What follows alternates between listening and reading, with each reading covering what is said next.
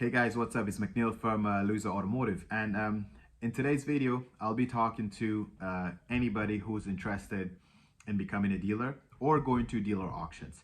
I'm gonna explain to you and release or give you the information that I've learned about dealer auctions, and you're gonna want to stay tuned for this video because you don't want to lose thousands of dollars. Okay, so there's 2 points I want to cover in this video. First of all, the biggest mistake I made as a new dealer going to auctions.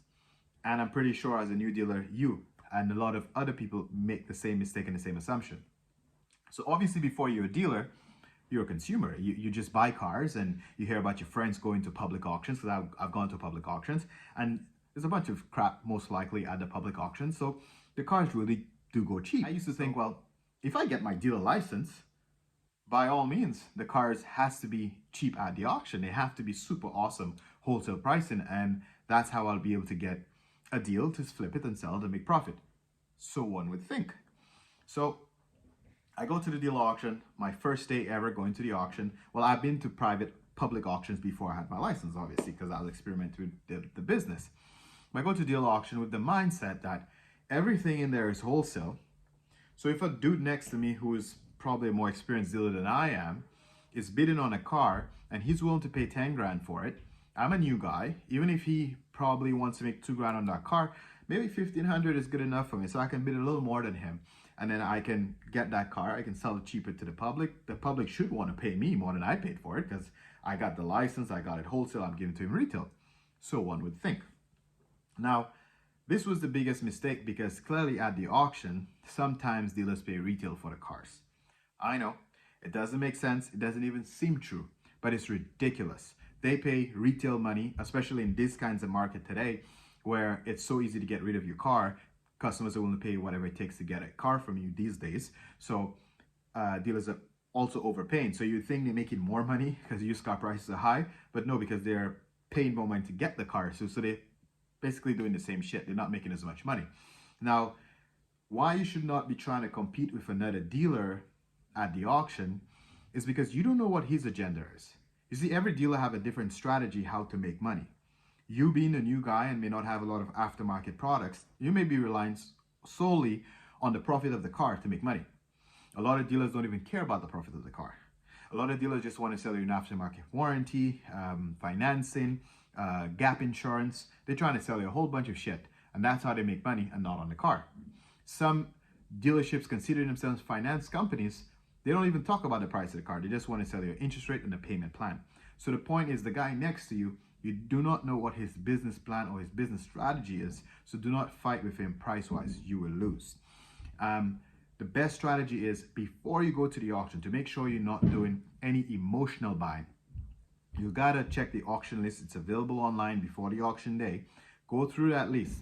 Write down the 4 or 5 cars you plan on buying, and maybe an extra 2 because you may not necessarily get the 4 that you want to get, unless you plan on overpaying and get it at any cost, which I do not recommend.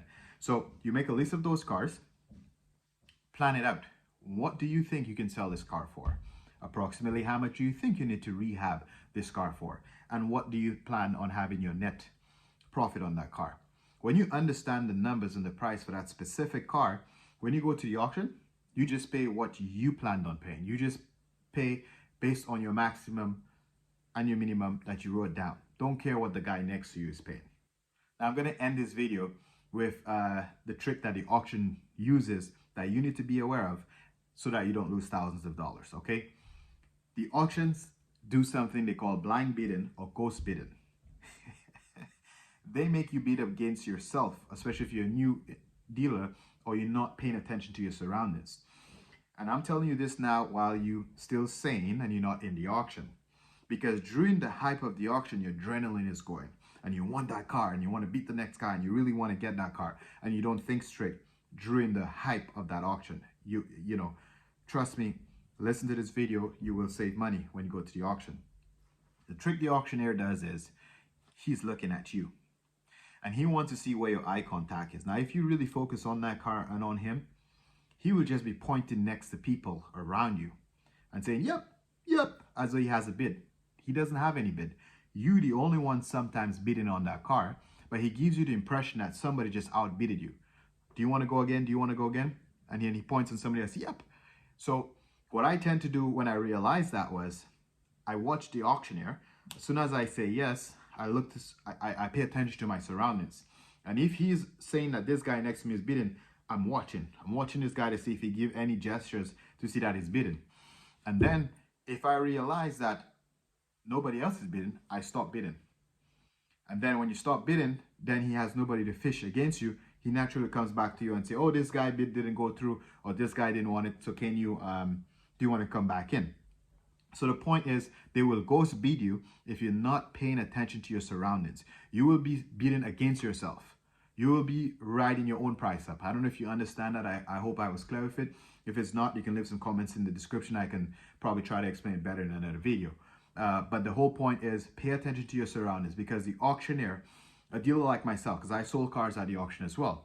When a dealer is selling a car at the auction, I got to give them my reserve price, the price I expect to get for the car. So if I give the auctioneer price, let's say $6,000, and so far your highest bid is $5,500, I know that the seller is not going, I'm the auctioneer. So I know that the seller is not going to sell it for $5,500. So what I'm going to do is, I'm going to pretend like somebody's next to you and say, yeah, you. Okay, he gave 56. Are you going to give him 57? And then he's going to be doing that very quickly until he get close to the reserve of 6,000. That way he know there's a more likeliness of that car being sold. So again, when you're at the auction, pay attention to your surroundings.